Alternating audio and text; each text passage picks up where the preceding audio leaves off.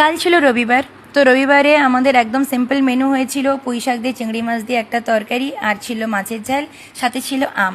তো আমরা এইটা খাওয়া দাওয়া করেই একটু বেরিয়ে পড়েছিলাম। ভাবছো তো এই গরমে আবার কোথায় বেরিয়েছি? আমরা গেছিলাম দীঘা। আর কোথায় যাব বলো? তো বাবানের যেহেতু ছুটি পড়ে গেছে, বাবান খুব বায়না করছিল ঘুরতে যাবে বলে। আর দুদিন ধরে কিন্তু আমার শরীরটা একদমই ভালো যাচ্ছিল না, আমার যাওয়ার মতো একদমই মন ছিল না। শুধুমাত্র বাবানের জন্যই বেরানো হয়েছিল। বাবানের বাবাকেও আসতে বলেছিলাম, কিন্তু ওর শরীরটাও ভালো না। আর এই গরমে ও রবিবার দিনকে ছুটে ছুটে আসবে, আবার পরের দিন ওকে ছুটে ছুটে যেতে হবে, তো এই জন্য ও এলো না। পিসিদেরকেও ডেকেছিলাম, পিসিরাও বললো যে সকালবেলা এত তাড়াতাড়ি সঙ্গে সঙ্গে বললে আমরা বেরোতে পারবো না, তো পিসিরাও যায়নি। তো আমরা চারজন মিলেই বেরিয়ে পড়েছিলাম। আর দীঘা যাব, আর একটু ঘুরবো না তা তো হয় না। আমাদের প্ল্যানিংই ছিল মন্দারমণি যাওয়ার। আর সাথে আমরা প্ল্যান করেছিলাম নিউ দীঘা যাব, কারণ নিউ দীঘাতে কলকাতা থেকে আমার এক দিদিভাই তার পরিবারকে নিয়ে ঘুরতে এসেছিল। আর এই দিদিভাইয়ের সঙ্গে কিন্তু আমার ফেসবুকেই আলাপ। এর আগেও আমি একটা ভিডিও তোমাদের সঙ্গে শেয়ার করেছিলাম। এই দিদিভাই থাকে বিরাটিতে। তো ওরা এসছে যখন, ওদের সঙ্গে আমি দেখা করতে চলে গেছিলাম।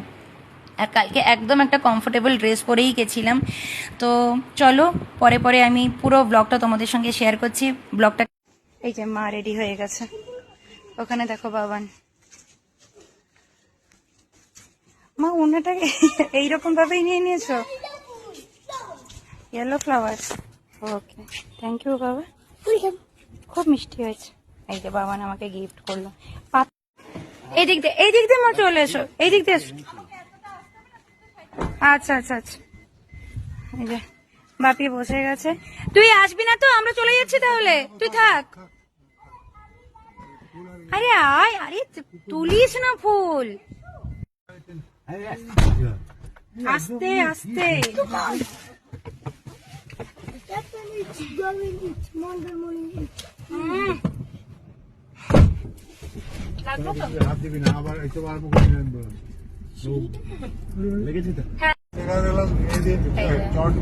আমরা ঢুকছি দীঘাতে। ভাবে হাতটা সরা। দীঘার গেট। কিছুদিন পর এটাও আবার চেঞ্জ হয়ে যাবে, তাই না? চেঞ্জ না, এখনো চেঞ্জ করেনি, চেঞ্জ হবে, চেঞ্জ হয়ে যাবে। হ্যাঁ, জয় জগন্নাথ। যাবি নাকি নামবি? এখন না, আগে দিবার সাথে দেখা করে আসি।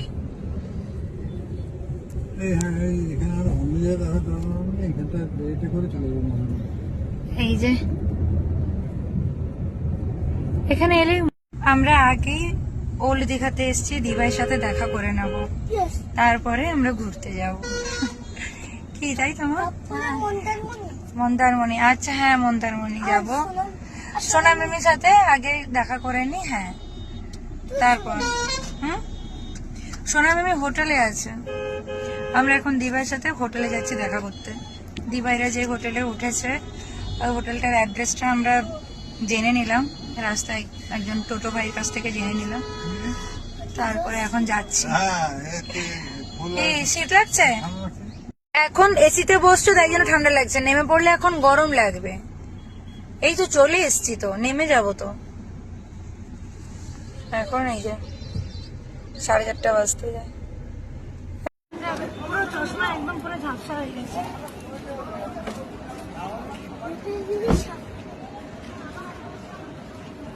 পৌঁছে গেছি আমরা। এখন বসছে এখানে ফিশ দেখতে। ঠিক আছে তুমি চলো, এখানে হাতি আছে, স্লিপ আছে বাবা, স্লিপ আছে, দোলনা আছে। ঠিক আছে, এসো এসো এসো।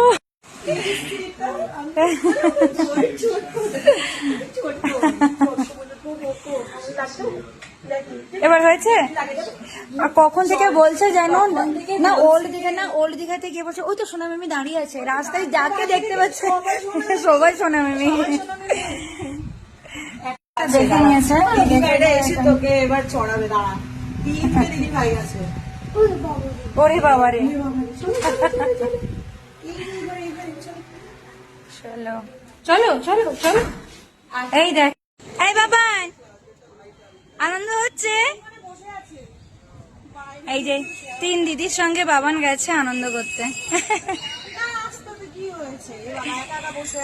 আর আমার বাপিকে দেখো ওখানে বসে মুড়ি খাচ্ছে, মশলা মুড়ি খাচ্ছে। আর এটা হচ্ছে আমাদের গাড়ি। আচ্ছা গাড়িটা, হ্যাঁ হ্যাঁ।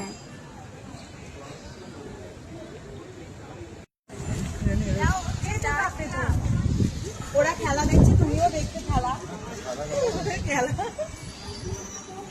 আজকে ভাইটার খেলা। বাবান, বাবান বাইরে এসো, ভেতরে না, ভেতরে না।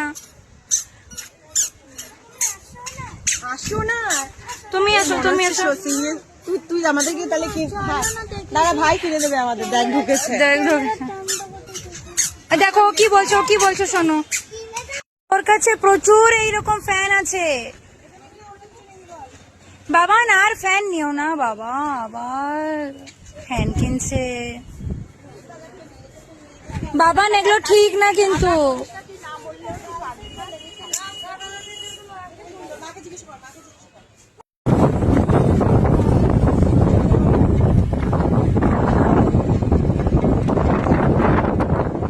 বাহ বাহ, খুব সুন্দর হয়েছে, খুব সুন্দর হয়েছে।